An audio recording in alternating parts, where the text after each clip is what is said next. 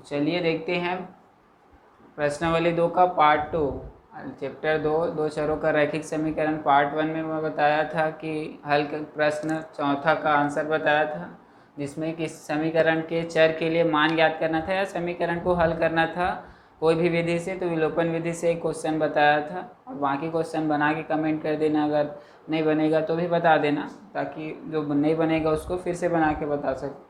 उसके आगे का क्वेश्चन देखते हैं। तो 13 क्वेश्चन है, एक विद्यालय। इस टाइप के क्वेश्चन में सबसे पहले समीकरण बनाना आना चाहिए, तो इसलिए सबसे पहले जो प्रश्नावली में उसमें समीकरण बनाना बताया था। तो इसमें इबारती टाइप का अगर कोई क्वेश्चन है तो सबसे पहले क्या करेंगे, समीकरण बनाएंगे, उसके आधार पर ही उसका आंसर निकलेगा। तो क्वेश्चन को बार बार पढ़ना पड़ेगा इस टाइप के। तो इसमें 2 क्वेश्चन बताऊंगा, बाकी क्वेश्चन खुद ही बनाना पड़ेगा, तुम लोगों को प्रैक्टिस करोगे तभी बनेगा, ठीक है। तो चलिए देखते हैं क्वेश्चन क्या कह रहा है। एक विद्यालय के 2 कमरों ए और बी में कुछ विद्यार्थी बैठे हैं। एक विद्यालय है, उसके 2 कमरों में क्या है, कुछ विद्यार्थी बैठे हैं। तो यहाँ पर मानेंगे क्या कि विद्यालय में 2 कमरे ए और बी है, तो उसमें क्या है, कुछ विद्यार्थी। तो मान लेते हैं, सबसे पहले हल करोगे तो कुछ मानना पड़ता है समीकरण बनाने के लिए। माना कि ए जो कमरा है उसमें विद्यार्थियों की संख्या ए है, ए कमरे में विद्यार्थियों की संख्या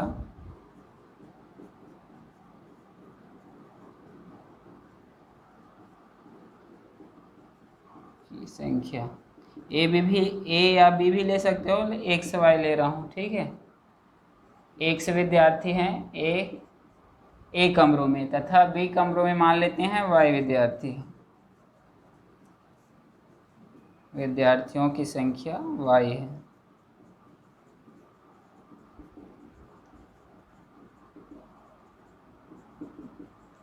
तो पहला लाइन क्या कह रहा है कि एक विद्यालय के 2 कमरे हैं ए और बी, उसमें कुछ विद्यार्थी बैठे हैं। हमने मान लिया कि मान लो एक से विद्यार्थी कमरे ए में बैठे हैं और वाई विद्यार्थी कमरे बी में बैठे हैं। अब क्वेश्चन क्या कह रहा है, जब ए से 10 विद्यार्थी बी कमरे में भेज दिए जाते हैं, ए से 10 विद्यार्थी कहाँ भेजे जा रहे हैं, बी कमरे में, तब दोनों कमरों में विद्यार्थियों की संख्या क्या हो जाती है, समान हो जाती है। कंडीशन प्रश्नानुसार या फिर प्रथम शर्तानुसार लिख सकते हो, 2 शर्त होगा। पहला कंडीशन दिया है प्रथम शर्तानुसार। तो पहला लाइन क्या कह रहा है कि ए से 10 विद्यार्थी बी कमरे में जाते हैं, मतलब ए में जो विद्यार्थी हैं, एक से विद्यार्थी उसमें 10 कम हो जाएगा क्योंकि 10 विद्यार्थी कहाँ जा रहे हैं, बी में। तो ए में विद्यार्थियों की संख्या क्या हो जाएगी, 1 से -10। उसके बाद लिखा है 2 बी में जाते हैं, तो बी में क्या हो जाएगा, बी में जो विद्यार्थी हैं उसमें 10 बढ़ जाएगा। ए से बी में जा रहे हैं तो ए में कितना, 1 से विद्यार्थी है, तो 1 से विद्यार्थी में 10 विद्यार्थी क्या हो जाएंगे, कम हो जाएंगे। और वो किस में चले जाएंगे, बी में, तो बी में 10 अधिक हो जाएंगे, इसलिए यहाँ पर जोड़ दिया, यहाँ पर घटा दिया 10। उसके बाद बोल रहा है कि दोनों कमरों में क्या होगा, विद्यार्थियों की संख्या समान हो जाएगी। जब ए से 10 विद्यार्थी बी में जाते हैं तो दोनों कमरों में विद्यार्थियों की संख्या क्या हो जाएगी, समान हो जाएगी। तो ये एक समीकरण बन जाएगा। पक्षांतर करके इस पर ला लो, एक्स ये प्लस में है तो इस पर आके क्या हो जाएगा, माइनस में, तो -10 और ये हो जाएगा -y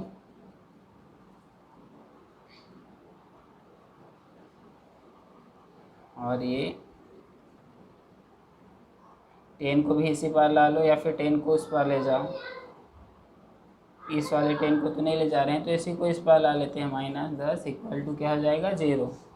तो अगर ये भी माइनस में है, ये भी माइनस में है, जुड़ जाएगा, तो 1 से -y और -10 और 10 कितना हो जाएगा, 20। ये हो जाएगा पहला समीकरण। या तो कांस्टेंट के इस पार भी लिख सकते हो। फिर आगे देखते हैं, ये पहला समीकरण हो गया। सबसे पहले इस टाइप के क्वेश्चन में क्या, समीकरण ही बनाना होता है। फिर कह रहा है कि जब, आगे क्वेश्चन में लिखा है जब बी से 20 विद्यार्थी ए में भेज दिए जाते हैं। अब क्या बोल रहा है कि बी में वाई विद्यार्थी हैं, वहाँ से 20 विद्यार्थी ए कमरे में भेज दिया जाता है। अब क्वेश्चन आगे कह रहा है कि द्वितीय शर्तानुसार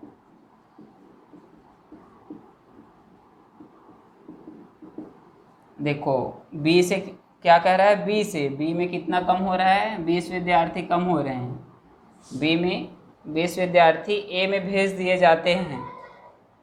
ए में, ए मतलब ए में कितने विद्यार्थी हैं, 1 से, तो ए में 20 ऐड हो जाएगा। ए में 1 से विद्यार्थी हैं इसलिए 20 बढ़ जाएगा क्योंकि 20 विद्यार्थी आ रहे हैं। और वाई में क्या हो जाएगा, 20 माइनस हो जाएगा। उसके बाद है तब ए में विद्यार्थियों की संख्या, अब जब वाई से मतलब बी से 20 विद्यार्थी ए में आते हैं तब विद्यार्थियों की संख्या बी से दुगनी हो जाती है। किससे, बी से दुगनी हो जाती है। तो बी में 2 का गुणा करोगे। क्वेश्चन ध्यान से एक बार और पढ़ लो। देखो जब बी से 20 विद्यार्थी ए में भेज दिए जाते हैं, मतलब बी से 20 विद्यार्थी किस में आ जाते हैं, ए में, तब ए में विद्यार्थियों की संख्या कितनी हो जाती है, बी से दुगनी। बी से किससे, बी से, ये बी की विद्यार्थियों की संख्या है तो बी से दुगनी हो जाती है। अब समीकरण बना लो, 1 से 2 का गुणा कर दो तो 2y, और 20 दूनी कितना हो जाएगा, 40। पक्षांतर करके इस बार ला लो सबको, तो ये प्लस में है वो किस में हो जाएगा, माइनस में, और ये वाला माइनस में है इस पर आएगा तो प्लस में हो जाएगा। तो ये -2y और ये +40 = 0। तो 1 से प्लस नहीं ना, ये -2y है, ये प्लस है, ये भी प्लस में है तो जुड़ जाएगा, तो ये हो जाएगा +60 = 0। ये समीकरण 2। अब जब भी इस टाइप के क्वेश्चन बनाओगे तो 2 समीकरण मिलेगा। अब x और y का मान निकाल सकते हो, कोई भी विधि लगा सकते हो, प्रतिस्थापन, विलोपन, वज्र गुणनखंड। अब मैं विलोपन विधि से बनाऊं x y, ये विलोपन विधि से ही बना लेता हूँ क्योंकि x से इधर भी है, x से भी इधर भी है, अगर घटा दूंगा तो x से विलोपित हो जाएगा। तो विलोपन विधि से ही बना रहा हूँ। तो समीकरण 1 में समीकरण 2 को घटाने पर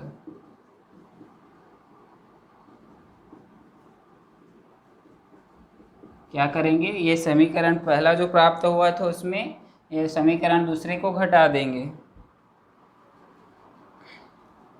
ये लिखा है x - y -20 = 0, इसको इस बार भी लिख सकते थे। इसके बाद ये है दूसरा समीकरण को घटाना है, x - 2y + 60 = 0। ये पहला समीकरण, ये घटाएंगे तो ये प्लस जो है वो क्या हो जाएगा, माइनस, ये माइनस क्या हो जाएगा, प्लस, ये प्लस क्या हो जाएगा, माइनस। तो ये भी सेम वैल्यू है, प्लस माइनस है तो ये तो 0 हो जाएगा।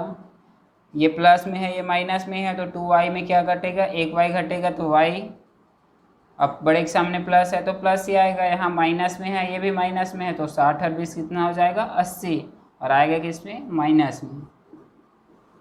बड़े के सामने माइनस है, ये भी माइनस है, तो 60 और 20 80, तो y = क्या आ जाएगा, 80।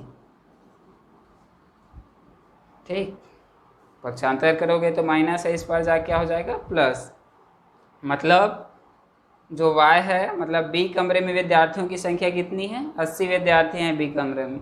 अब a कमरे की भी ज्ञात करना है, x क्वेश्चन में बोला क्या गया है, प्रत्येक कमरे में विद्यार्थियों की संख्या ज्ञात करना है। इसलिए एक तो निकल गया, बी कमरे में y विद्यार्थी हैं, मतलब 80 विद्यार्थी हैं। अब a का मान, x का मान निकालना है, तो पहले समीकरण या फिर दूसरे समीकरण में y का मान रख देंगे। तो समीकरण, इसी समीकरण में रख देते हैं, समीकरण 2 में y = 80 रखने पर क्या होगा, x है, 2y है, -2y, तो y की जगह 80 रख दिया मैं, और +60 = 0। तो 80 दूनी कितना हो जाएगा, 8 दूनी 16, तो 160, 0। तो 100 - 160 है, ये माइनस में है प्लस में है तो घटेगा, तो 160 में 60 घटाओगे तो 100। ठीक, तो ये -100 हो जाएगा और इक्वल टू 0, और पक्षांतर करोगे तो 1 से बराबर क्या आ जाएगा, 100। वैसे पक्षांतर किया हूँ, अगर नहीं दिखाई दे रहा होगा तो देख लेना, बन जाएगा, उसमें ज़्यादा कुछ किया नहीं हूँ, सिर्फ पक्षांतर है। अब इसके लास्ट में क्या लिखना पड़ेगा, अतः करके लिखना पड़ेगा। जब भी इस टाइप का क्वेश्चन हल करोगे तो आंसर आने के बाद लिख देना, अतः एक कमरे में विद्यार्थियों की संख्या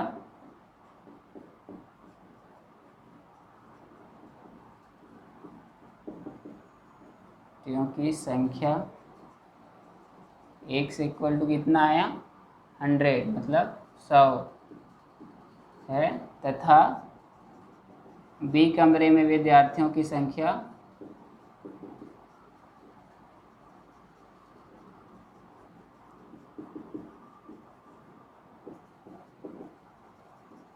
y इक्वल टू कितना आया, 80, तो 80 है। तो कोई भी क्वेश्चन बनाओगे तो सबसे पहले मानना पड़ेगा इस प्रकार के क्वेश्चन में, और क्वेश्चन बार बार पढ़ना, और जब तक समीकरण नहीं बनाओगे तब तक आंसर नहीं आएगा। सही, अगर सही समीकरण बना है तो आंसर भी सही आएगा। तो मेनली है फोकस क्वेश्चन पे करना कि क्वेश्चन क्या रहा है। एक और क्वेश्चन देखते हैं उदाहरण, उसके बाद बाकी क्वेश्चन खुद ही बना लेना, नहीं बनेगा तो कमेंट कर देना, ठीक है। तो चलिए आगे का क्वेश्चन देख लेते हैं।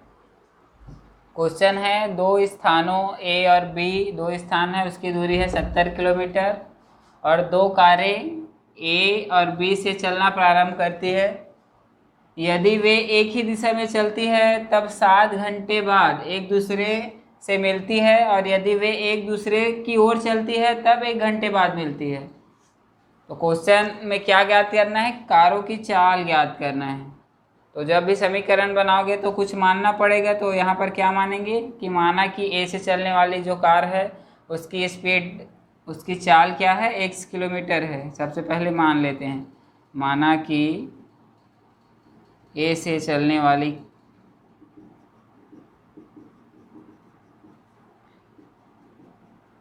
कार की चाल x किलोमीटर पर आवर है, तथा बी से चलने वाली कार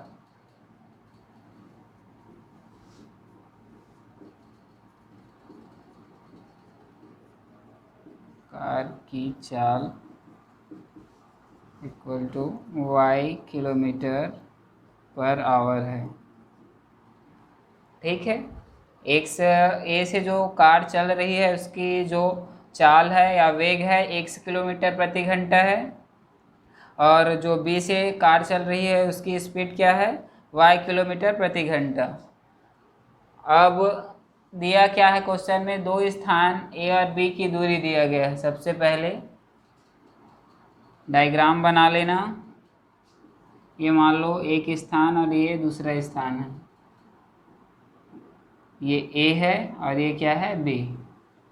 दूरी कितना है, 70 किलोमीटर। ए से बी की दूरी दिया है 70 किलोमीटर।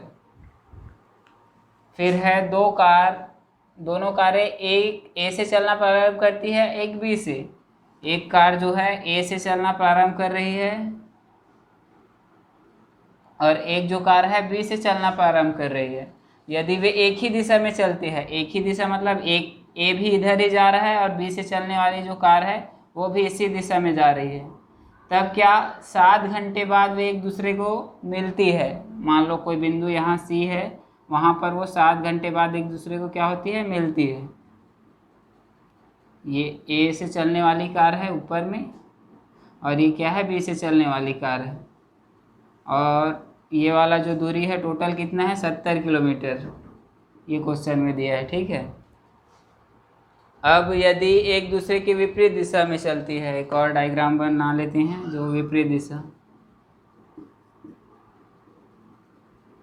ये और बी है। अब ए से चलने वाली कार इस दिशा में है और बी से चलने वाली कार इस दिशा में, मतलब दोनों एक दूसरे की ओर चल रही है कारें, तब ये 70 किलोमीटर ही है। तब क्या होता है 1 घंटे में मिलती है। तो सबसे पहले क्या ज्ञात करना है कि इतना तो 70 किलोमीटर है, लेकिन ज्ञात ये करना है कि यहाँ से यहाँ तक की दूरी क्या है। तो उसकी स्पीड मान लिए कितना है, ए से चलने वाली कार की स्पीड है x किलोमीटर। तो यदि 7 घंटे चलेगी तो 1 घंटे में x किलोमीटर चल रही है, तो 7 घंटे में कितना 7x किलोमीटर चलेगी। तो ए से जो चलने वाली कार है वो सी तक पहुँचने में कितना दूरी तय करेगी, 7x किलोमीटर। माने हैं कि 1 घंटे में x किलोमीटर चलती है, तो 7 घंटे में कितना चलेगी, 7x किलोमीटर। उसी प्रकार बी से चलने वाली कार की स्पीड क्या है, y किलोमीटर। तो जब बी से सी तक जाएगी तो कितना दूरी तय करेगी, 7y। 1 घंटे में y किलोमीटर चलती है तो 7 घंटे भी इतना चलेगी, 7 से गुणा करोगे 7y। अब डायग्राम को देखो, यदि से 7x मतलब यहाँ से लेके यहाँ तक में यदि इतना घटा दोगे तो इतना आएगा 70 किलोमीटर। 7x में यदि 7y घटाओगे कितना आएगा, 70 किलोमीटर आ जाएगा ना। 70 किलोमीटर और 7y को जोड़ोगे तो 7x आ जाएगा। तो इसको लिख सकते हैं प्रथम शर्तानुसार। इसके बाद ये वाला डायग्राम बनाना, उसके बाद लिखना प्रथम शर्तानुसार, मतलब जो पहला कंडीशन दिया है यदि वे एक ही दिशा में चलती है तो ए द्वारा चली गई जो दूरी है 7x को यदि बी द्वारा चली गई दूरी 7y से घटा देंगे तो कितना आएगा, 70 किलोमीटर, क्योंकि ए और बी की बीच की दूरी कितना है, 70 किलोमीटर। ये हो जाएगा समीकरण 1। अब दूसरा कंडीशन क्या बोला है, यदि वे एक दूसरे के विपरीत ओर चलती है तो 1 घंटे में एक दूसरे को मिलती है। यदि एक दूसरे की विपरीत दिशा में चल रही है तो 1 घंटे में कितना किलोमीटर तय करेगी, x किलोमीटर। ए से चलने वाली जो कार है 1 घंटे में x किलोमीटर चलती है, लिखे हैं माने हैं कि इसकी स्पीड क्या है, x किलोमीटर पर आवर, मतलब 1 घंटे में x किलोमीटर चलती है। और बी से चलने वाली की स्पीड क्या है, y किलोमीटर, तो 1 घंटे में कितना चलेगी, y किलोमीटर। अब देखो यदि x किलोमीटर और y किलोमीटर को जोड़ देंगे तो 70 किलोमीटर होगा, क्योंकि ये दोनों आपस में जहाँ पर मिलते हैं, अगर इतना और इतना को जोड़ोगे तो टोटल आ जाएगा ना 70 किलोमीटर। तो x और y को जोड़ेंगे तो कितना आएगा, 70 किलोमीटर। तो द्वितीय शर्त अनुसार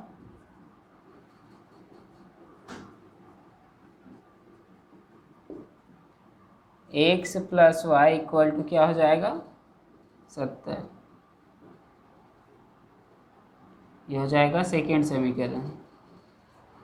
तो इसको लिखने से पहले वाला डायग्राम बना लेना और इसके लिए ये वाला डायग्राम बना लेना, तब समझ आएगा कि यह समीकरण आया कैसे है। क्वेश्चन बार बार पढ़ोगे तब समझ आएगा। अब 2 समीकरण ज्ञात हो गया तो x और y का मान ही निकालना है, क्योंकि क्या ए से चलने कारों की चाल स्पीड ही ज्ञात करनी है। तो स्पीड ज्ञात करेंगे, समीकरण प्राप्त हो गया। तो कोई भी विधि से अगर इसको हल करके x और y का मान निकालेंगे तो स्पीड क्या होगा, ज्ञात हो जाएगा। तो यहाँ पर प्रतिस्थापन विधि से बना रहा हूँ मैं, तुम लोग विलोपन विधि से भी बना सकते हो, वज्र गुणनखंड विधि से। तो देखिए प्रतिस्थापन विधि में क्या करते हैं, x से आप y कोई भी एक वेरिएबल का मान दूसरे समीकरण में रख देते हैं। तो यहाँ से मैं x का मान निकाल के इस वाले समीकरण में रख देता हूँ। तो x इक्वल टू क्या हो जाएगा, y को पक्षांतर करेंगे तो 70 माइनस y। अब इसी मान को समीकरण 1 में रखने पर तो लिख देना समीकरण 1 में x equal to 70 minus y रखने पर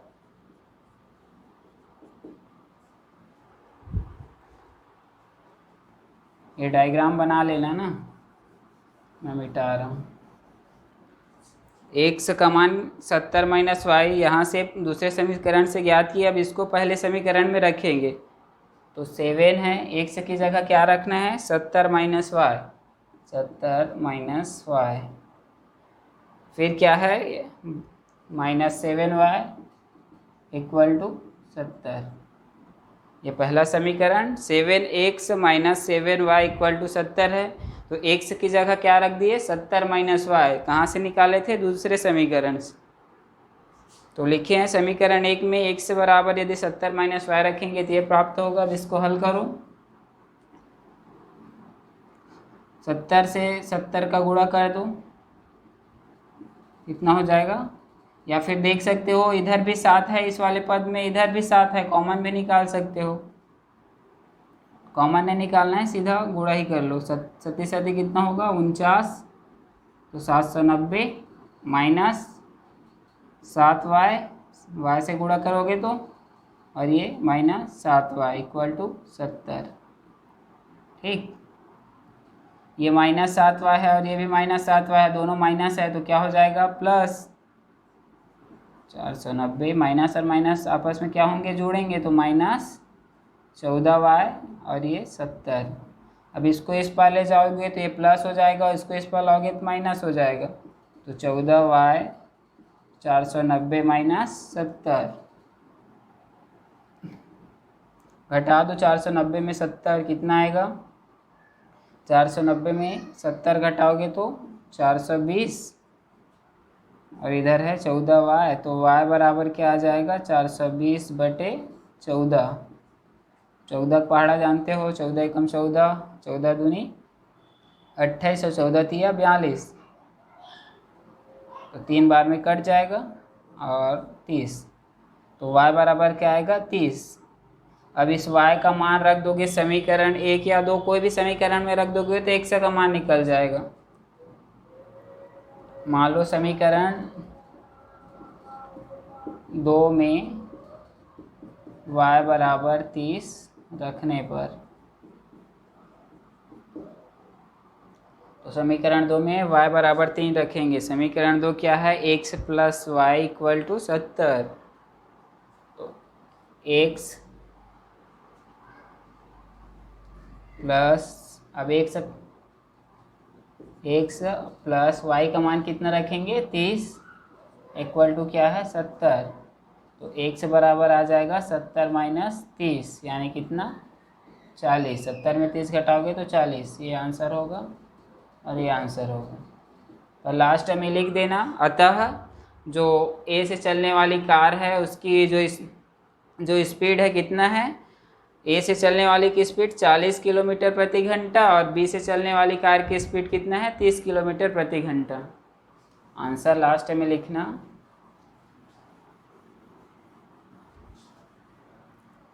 अतः A से चलने वाली कार की चाल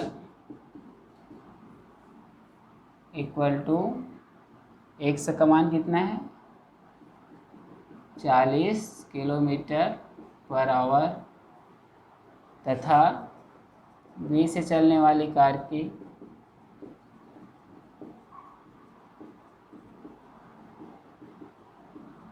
चाल है y बराबर 30 किलोमीटर प्रति आवर।